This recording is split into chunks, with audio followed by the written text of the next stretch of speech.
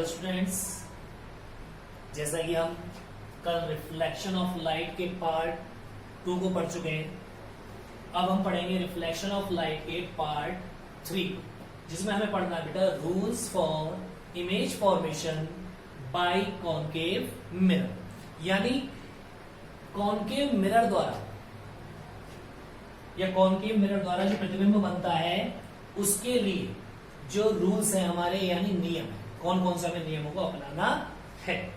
तो इसमें फर्स्ट जो नियम है हमारा, उसे जरा गौर करेंगे बेटा। ये हमारा कॉनकेव मिरर था, इसका आउटर साइड पॉलिश थी और रिफ्लेक्शन इंटीरियर साइड से था, राइट। देन ये हमारा प्रिंसिपल एक्सिस था, ये हमारा पोल, फोकस और सेंटर ऑफ कर्वेचर, राइट। चलिए, रूल नंबर 1 हमारा बताता है if any light ray which comes parallel to the principal axis then it goes through focus.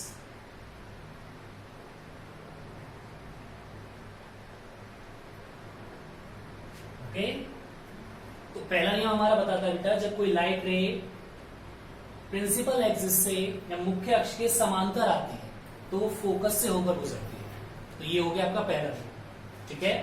Rule number 2 क्या बताता है बेटा हमारा? रूल नंबर 2 हमें बताता है, फिर अगेन हमें यही बनाना पड़ेगा बेटा, ये हो गया हमारा pole, focus, centre of curvature. According to rule number 2, अब कोई अगर लाइट रे सेंटर ऑफ कर्वेचर से जाती है तो वो जिस एंगल पर जाती है बेटा उसी एंगल पर लौट आती है, ठीक है। ये ऐसा होता है क्योंकि ये बेटा इसका सेंटर पॉइंट है और सेंटर पॉइंट से जब भी कोई लाइट रे पड़ेगी तो वो इस मिरर के साथ परपेंडिकुलरली बिहेव करेगी और जब वो परपेंडिकुलर आएगी यानी 90 डिग्री के कोण पर आएगी तो जिस कोण पर आएगी उसी पर वापस लौट जाती है, ओके। इसके लिए रूल नंबर जो 3 है हमारा, रूल नंबर 3 हमें बताता है, फिर अगेन वही कंडीशंस हमको यूज करनी पड़ेंगी। तो इसमें रूल नंबर 3 में ये कहता है हमसे, अगर कोई लाइट रे फोकस से होकर आ रही है, इससे होकर आ रही है, फोकस से आते आ रही है, तो वो मुख्य लौटते समय बेटा मुख्य अक्ष के समांतर हो जाएगी। तो वो लौटते समय मुख्य अक्ष के समांतर हो जाएगी, कोई डाउट? चलिए, इसके बाद इसका रूल नंबर 4। तो रूल नंबर 4 को देखते हैं हम बेटा। रूल नंबर 4 के लिए फिर हमें वही करना है, ये हमारा pole, focus, centre of curvature. Rule number 4 हमारा बताता है बेटा, अगर कोई लाइट रे सीधी आकर आपके इस पोल पर स्ट्राइक करती है, इस पर टकराती है पोल पर, तो वो जिस एंगल पर आ रही है उसी एंगल पर लौट जाती है। ये रूल हम ऑलरेडी पढ़ चुके हैं, यानी इसका मतलब होता है इसमें एंगल आई इज इक्वल होगा एंगल आर के बाई लॉ ऑफ रिफ्लेक्शन। पढ़ा था हमने, सेकंड लॉ था ये। तो ये 4 हो गए हमारे पास नियम जिनसे हमें इमेज फॉर्मेशन करनी है। तो देखते हैं पहला नियम, अगेन सुनेंगे बेटा एक बार।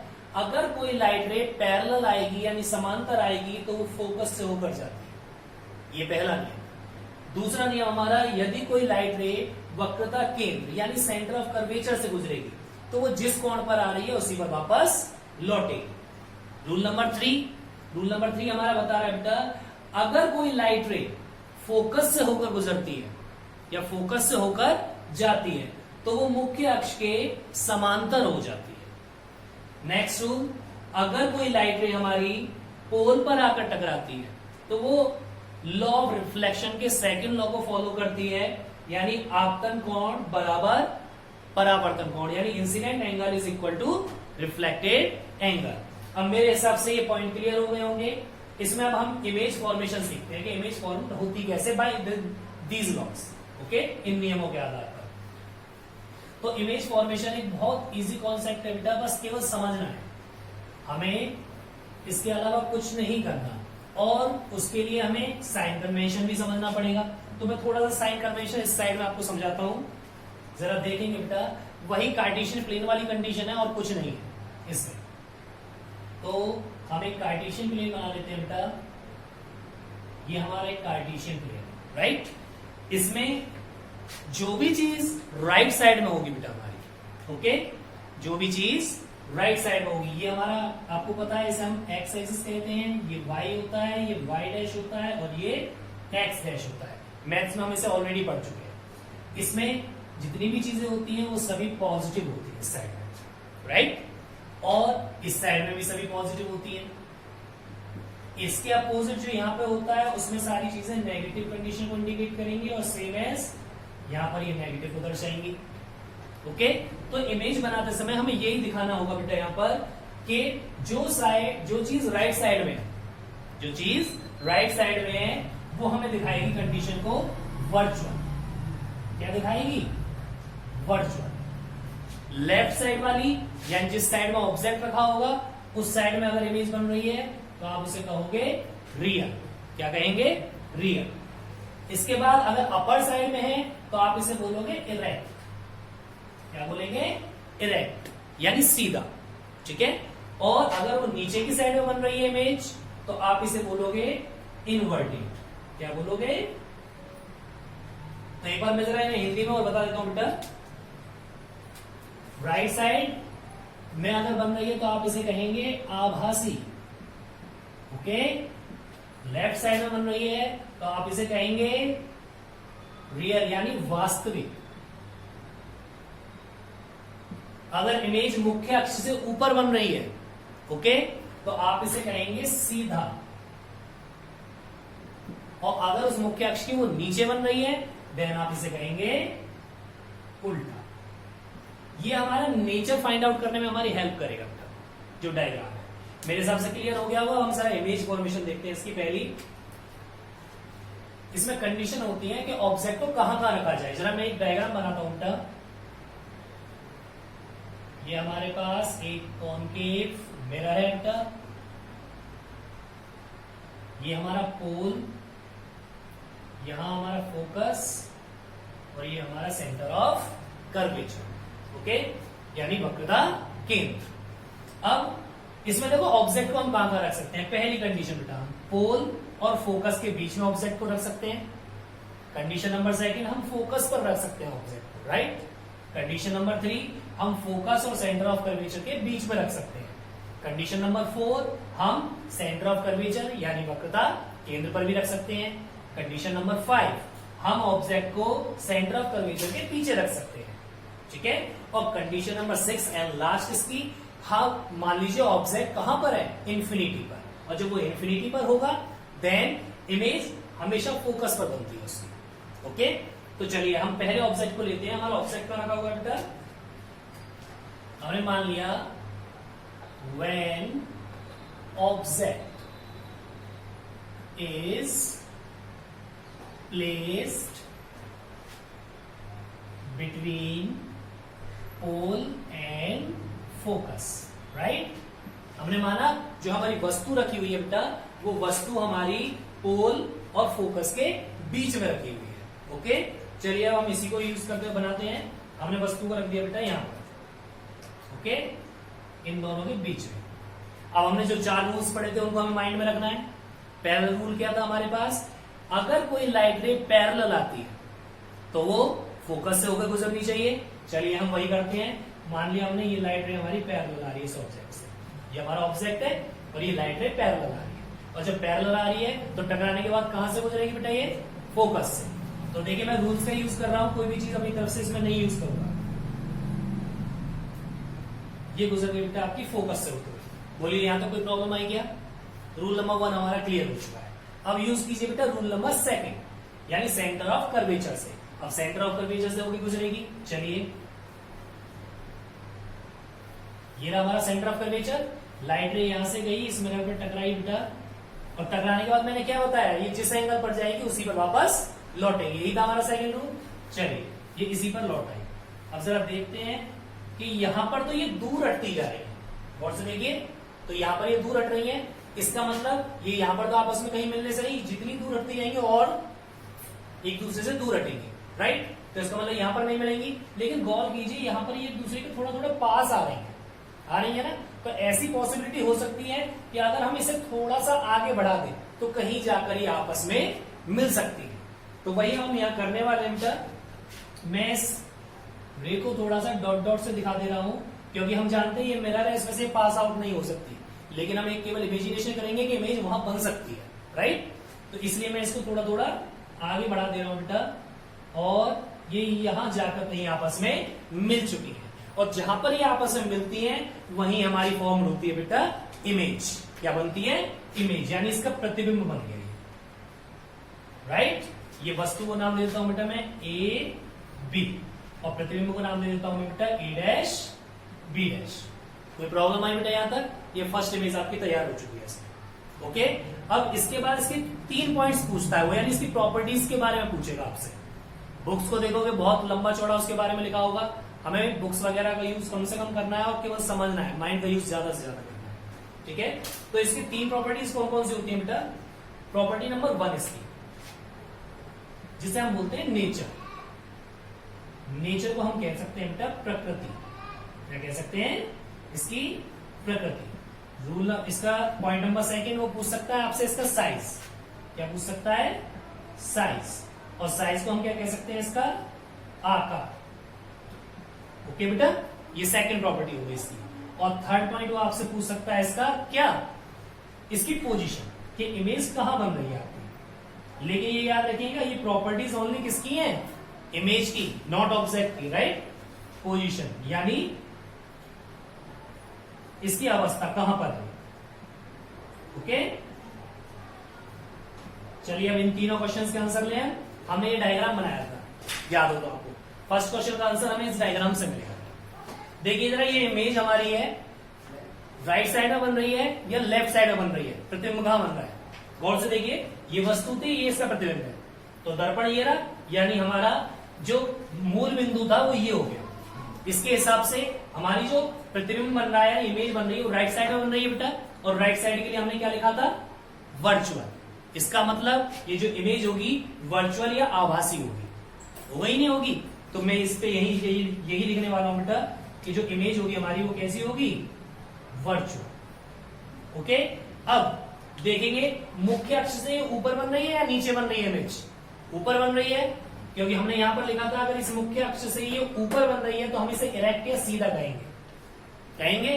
और अगर नीचे बनती तो हम इसे इन्वर्टेड या उल्टा कहते हैं। तो ये ऊपर बन रही है, इसलिए हम इसे बोलेंगे वर्चुअल एंड इरेक्ट। इसका मतलब क्या हुआ बेटा? देखो यहां पर आभासी व सीधा है, ओके। पहले क्वेश्चन का आंसर मिल गया हमें, पहली प्रॉपर्टी तैयार होगी हमारे।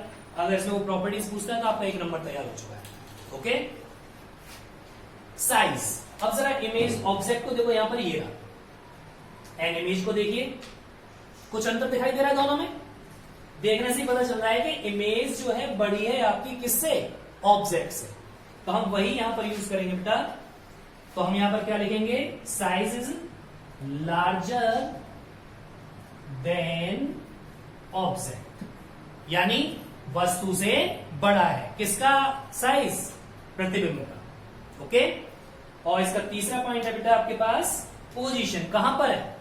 तो इस साइड में तो कहीं नहीं बन रही। अगर इस साइड में होती तो हम कह सकते थे फोकस के पास है, सेंटर ऑफ कर्वेचर के पास है, बट वो बन रही है जस्ट बिहाइंड, यानी मिरर के पीछे। और ये हम बता ही चुके हैं वर्चुअल है ना। तो केवल हमें क्या लिखना है? Behind the mirror, okay. कोई प्रॉब्लम? यानी दर्पण के पीछे बन रही है इमेज। इसमें जो ये साइज जो है हमेशा ज्यादा ही बनती है इमेज? नहीं, ऐसी कोई कंडीशन नहीं है। आप देखेंगे कि ये जब ऑब्जेक्ट आपका मिरर के पास होगा तब मेनली ये इमेज जो होगी इसकी बड़ी बनेगी। लेकिन जैसे जैसे आप ऑब्जेक्ट को पीछे करते जाएंगे, यानी अभी यहां पर है, फिर ये फोकस पर आएगा, फिर ये फोकस के पीछे आएगा, फिर सेंटर ऑफ कर्वेचर पर आएगा, उसके साथ साथ ये साइज तो बढ़ता जाएगा ऑब्जेक्ट का, बट इमेज का साइज घटता जाएगा, ओके। एक दूसरा हाँ कि इसमें अभी जो इमेज बनी है ये ऊपर की साइड बनी है, Right. यानी कि सीधा बना है जी। तो ऐसी कौन सी कंडीशन है जिसमें उल्टी बनती है इमेज? इसके अलावा इसमें पांचों कंडीशनों में इमेज उल्टी ही बनेगी, केवल ये एक कंडीशन है जिसमें सीधी बनी है। चलो मैं एक उल्टी वाली और समझा देता हूं आपको, जिससे डाउट्स क्लियर हो जाएंगे। ओके, तो मैं इसे साफ कर रहा हूं, मेरे हिसाब से कोई डाउट नहीं होगा। क्लियर? चलिए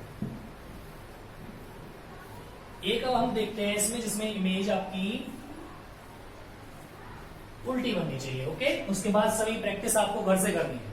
ओके, चलिए When ऑब्जेक्ट इज प्लेस्ड, अभी हमने कहा कहां पर था ऑब्जेक्ट, हमारा पोल और फोकस के बीच में।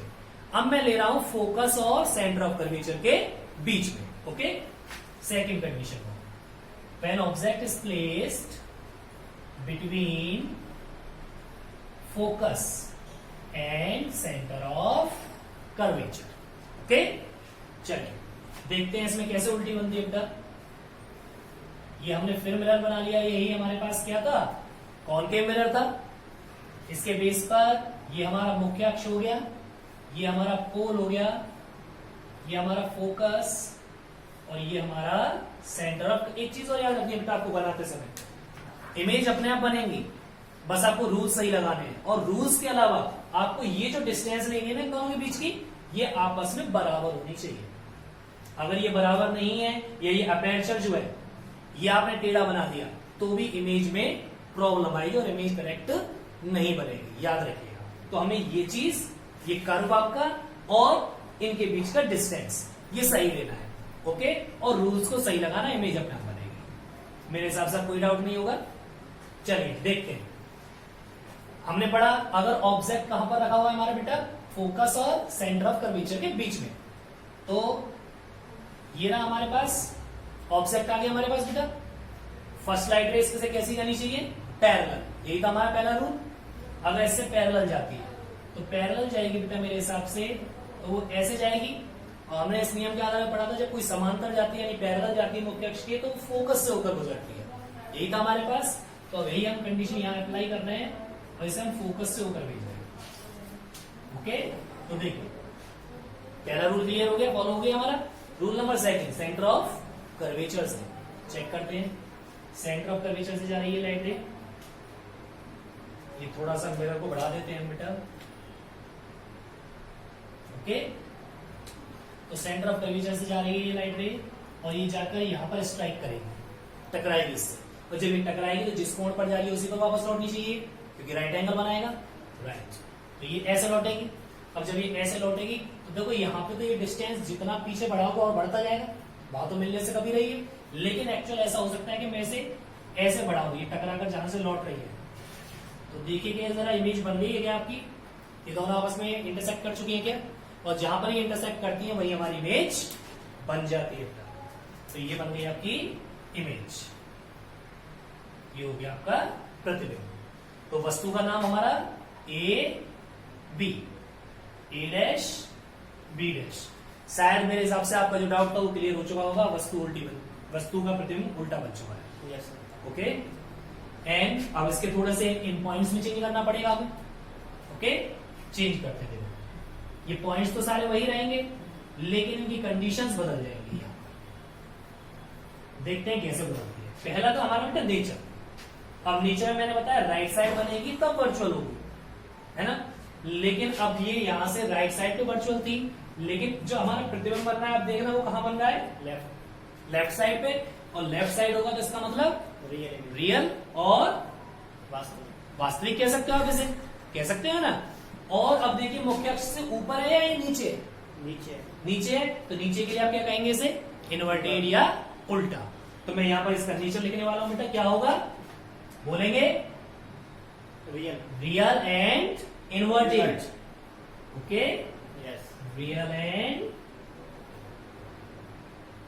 इन्वर्टेड, यानी आपका वास्तविक व उल्टा। ओके, इसके बाद case number second, larger than object. देखो अब वस्तु अभी भी आगे है प्रतिबिंब से, इसका मतलब वो बड़ी, कौन बड़ा होगा, प्रतिबिंब। तो प्रतिबिंब अब भी दिखाई दे रहा है, बड़ा बन रहा है, तो हम कहेंगे लार्जर देन ऑब्जेक्ट, यानी वस्तु से बड़ा है। तीसरा पोजीशन। अब पोजीशन देखिए कहां आ रही है इसकी, behind the centre of curvature, centre of curvature के पीछे बन रहा है, बन रहा है ना। तो हम क्या लिखेंगे, behind C, centre of curvature के पीछे। मेरे हिसाब से आपको कोई डाउट नहीं होगा, ये पॉइंट क्लियर हो चुका है। ओके, अब इसके लिए आपको घर से प्रैक्टिस करनी है और सही तरीके से बना देना है। ओके।